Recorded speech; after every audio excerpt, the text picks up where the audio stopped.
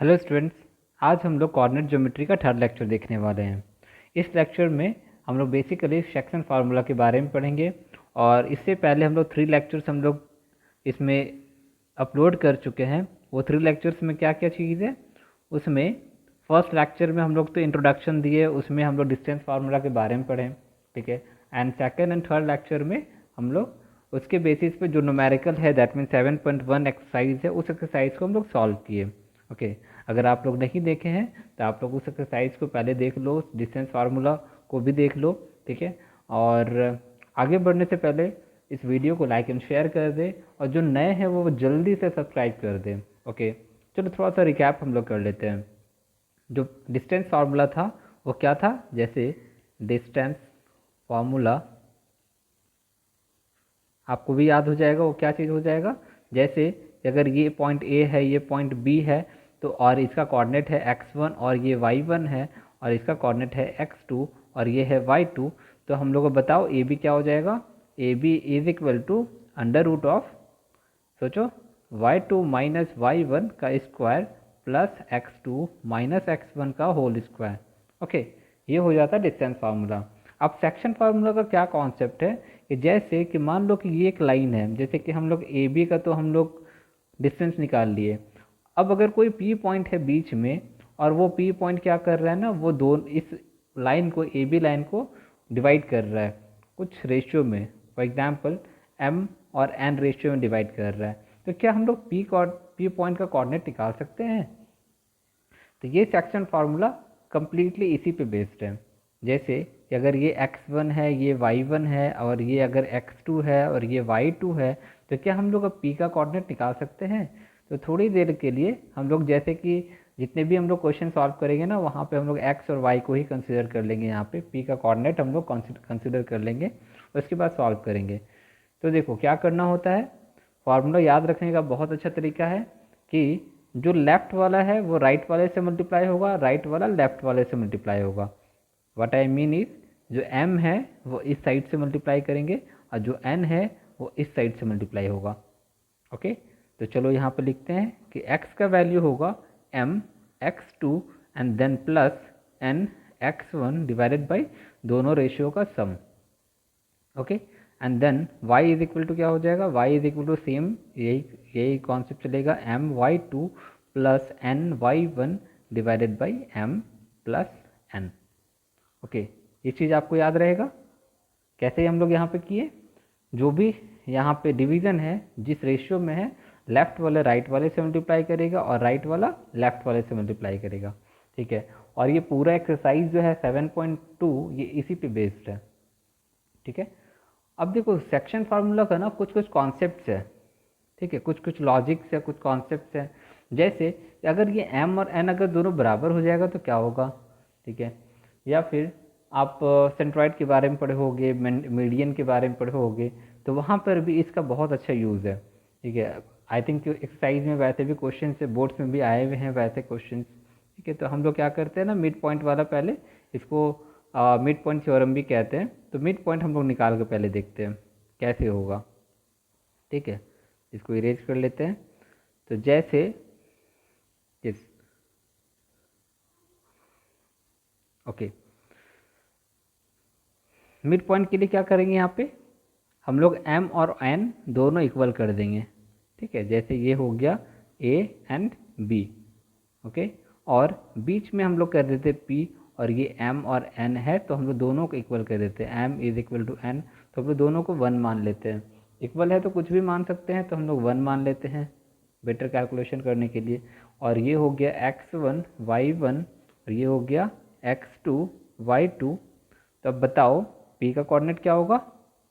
p का coordinate तो वैसे x और y ले लो, तो x का वैल्यू क्या होगा, दैट मीन्स एब्सिसा क्या हो जाएगा, x2 multiplied by 1 plus x1 multiplied by 1 divided by 1 plus 1, तो हो जाएगा x2 plus x1 divided by, sorry ये x1 है, x1 डिवाइडेड बाई 2।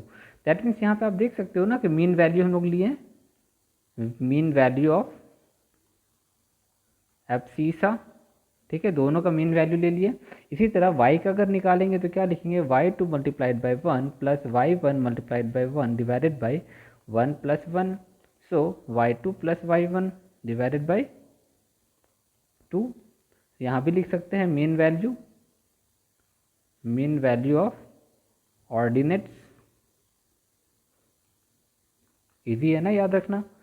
ठीक है, तो जहाँ m और n था वहाँ हम लोग 1 1 सब्सटीट्यूट कर दिए, तो फार्मूला पूरा का पूरा चेंज हो गया ना। तो यहाँ मिड पॉइंट को हम लोग लिख सकते हैं, mid point is equal to x1 plus x2 by 2 और y1 plus y2 divided by 2। चलो, ये था सेक्शन फार्मूला का एक एप्लीकेशन। ठीक है, मतलब एक यूज़, इसको बहुत जगह हम लोग यूज़ कर सकते हैं। अभी जैसे अगर हम लोग बोलेंगे सेंट्रॉइड वाले फॉर्म में भी यूज़ होगा। जैसे कि अगर सेंट्रॉइड के बारे में अगर बात करें तो क्या आपको मीडियन के बारे में पता है, मीडियन क्या होता है? देखो, बहुत ज़्यादा चीज़ तो हम लोग यहाँ पे रिकैप नहीं करने वाले, क्योंकि ये जो मीडियन वाला टॉपिक है ये सब 9th का टॉपिक है। ठीक है, तो 9th का तो बहुत सारा टॉपिक हम लोग रिकैप नहीं कर पाएंगे, लेकिन जो रास्ते में आएगा, जो जो टॉपिक हम लोग को ज़रूरत होगा वो थोड़ा थोड़ा हम लोग बताते चलेंगे। ओके, जिससे आपको परेशानी नहीं होगी ज़्यादा। जैसे मीडियन होता है, मीडियन क्या होता है, जैसे अगर ये ट्रायंगल है, ठीक है, और यहाँ से अगर हम लोग एक ड्रॉ कर रहे हैं, चलो इसको थोड़ा सीधा कर लेते हैं। अगर यहाँ पे हम लोग ड्रॉ करें और ऐसा ड्रॉ करेंगे ना कि ये क्या करेगा, डिवाइड, 1 सेकेंड, ये तो परपेंडिकुलर ड्रॉ हो जा रहा है। ओके, परपेंडिकुलर ड्रॉ नहीं करना हम लोग को।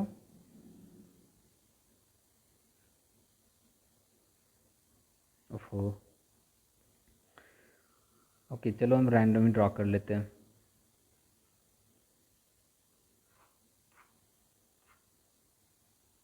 ओके, जो कहने का मतलब है कि यहाँ पर तो फ्री हैंड में मुश्किल हो रहा है। चलो कोई बात नहीं, यहाँ पे ये वाला ड्रॉ कर लिए और यहाँ पर इस तरह ड्रॉ कर रहे हैं। ठीक है, आप ये समझना कि ये यहाँ पे जा रहा है। ठीक है, थोड़ा सा। ओके, तो मीडियन एक्चुअल में क्या करता है ना, ये साइड्स को बाइसेक्ट करता है, साइड्स बाइसेक्टर। ठीक है, तो मीडियंस जो होते हैं वो साइड्स बाइसेक्टर होते हैं। तो अगर ये पॉइंट अगर नाम दे देते ए बी एंड सी और इसका कोऑर्डिनेट लिख देते हैं x1 y1, ये x2 y2 और ये हो गया x3 y3, तो क्या यहाँ पे डी ई एफ का हम लोग कोऑर्डिनेट निकाल सकते हैं? ठीक है, मेन यही चीज़ है, क्या हम लोग डी ई एफ का निकाल सकते हैं? तो सोचो, देखो यहाँ पे क्या करना है, सबसे पहले डी का निकालते हैं। ठीक है, डी के अगर हम लोग निकालेंगे तो सिंपल में क्या करेंगे, यहाँ पे डी तो मिड पॉइंट है ना, अभी हम क्या बोले, यहाँ पे बाइसेक्ट करता है, दैट मीन्स ये और ये इक्वल है, ये और ये इक्वल है, ये और ये इक्वल है। ठीक है, तो डी को हम लोग डायरेक्ट निकालते हैं, हम लोग क्या बोले थे, दोनों का मीन ले लेंगे, तो x1 plus x2 by 2, y1 plus y2 by 2। इसी तरह ई के लिए क्या करेंगे, देखो ई कहाँ पर है, यहाँ पर है, यानी बी और सी के बीच में है, तो यहाँ लिखेंगे x2 plus x3 by 2, y2 plus y3 by 2। और इसी तरह f के लिए हम लोग क्या करेंगे,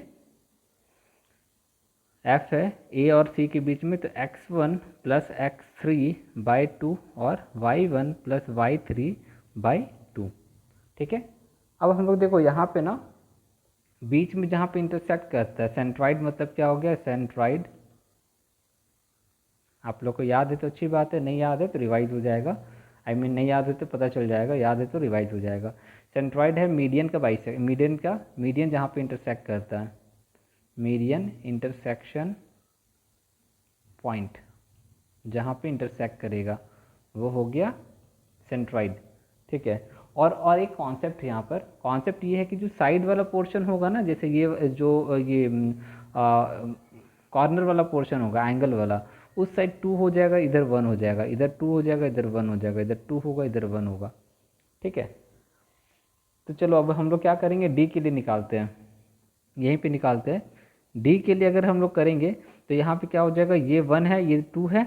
ठीक है, ये वाला 2 है, तो हम लोग क्या करना है, यहाँ पर इस साइड वाला जो रहेगा वैल्यू कोऑर्डिनेट्स वो 2 से मल्टीप्लाई होगा, तो तो डी का कोऑर्डिनेट क्या है, ये वाला है ना, तो 2 से मल्टीप्लाई करेंगे, that means x1 plus x2, x का वैल्यू ले रहे हैं, ठीक है, x1 plus x2 by 2 multiplied by 2, अभी क्या बोले 2 से मल्टीप्लाई होगा क्योंकि इधर 2 है, प्लस फिर यहाँ क्या है x3 है, x3 multiplied by 1 divided by 2 plus 1, ठीक है। तो क्या हो जाएगा फिर, ये हो जाएगा, ये 2 कैंसिल, तो हो जाएगा x1 plus x2 plus x3 और सब डिवाइडेड बाई 3, ओके।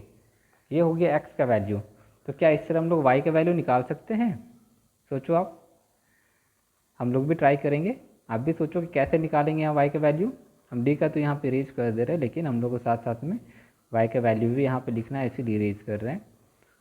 तो y का वैल्यू क्या हो जाएगा, y is equal to same वही method, that means y1 plus y2 by 2 multiplied by 2 plus y3 multiplied by 1 divided by 2 plus 1। तो क्या बन जाएगा ये y1 plus y2 plus y3 divided by 3। तो अब देखो यहाँ पे क्या मैजिक है, मैजिक ये है कि सेंट्रॉइड का जब भी पॉइंट निकालोगे, सेंट्रॉइड का पॉइंट में जैसे मीडियन निकाले थे ना, I mean mid point formula में हम लोग यूज किए थे ना बाई 2, बस उसी का एक समझो कि लॉजिक उसी टाइप में ही है। यहाँ पे क्या लिखेंगे x1 plus x2 plus x3 by 3 और ये y1 plus y2 plus y3 by 3। तो ये हो जाएगा सेंट्रॉइड का पॉइंट। इस तरह हम लोग निकालते हैं, ठीक है। अब जितने भी यहाँ पे एग्जाम्पल्स देखोगे ना, ये तो था पूरा फार्मूला वाला और थियोरेटिकल पोर्शन था जिसको हम लोग कवर कर दिए, ठीक है। अब अगर इसमें क्वेश्चंस देखोगे, न्यूमेरिकल्स देखोगे, तो जितने भी क्वेश्चन हैं सब इसी तरह ही है, ठीक है।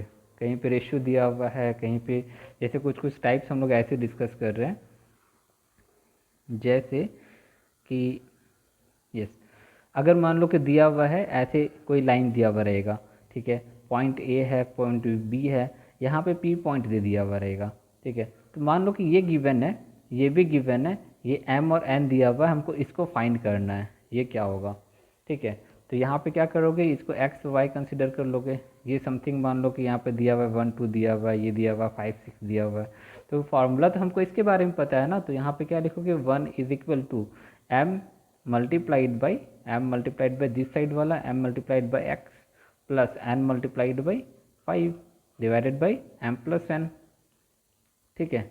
इसको सॉल्व करोगे तो एम बाई एन का वैल्यू आ जाएगा, ठीक है। तो इसमें तो एक ही बार में आ जाता है, दूसरे बारे में बस रीचेक किया जाता है, वाई वाले के साथ रीचेक करना होता है, तो फर्स्ट में ही आ जाएगा वैल्यू, ठीक है। तो इस टाइप का क्वेश्चन हम लोग को सॉल्व करना है।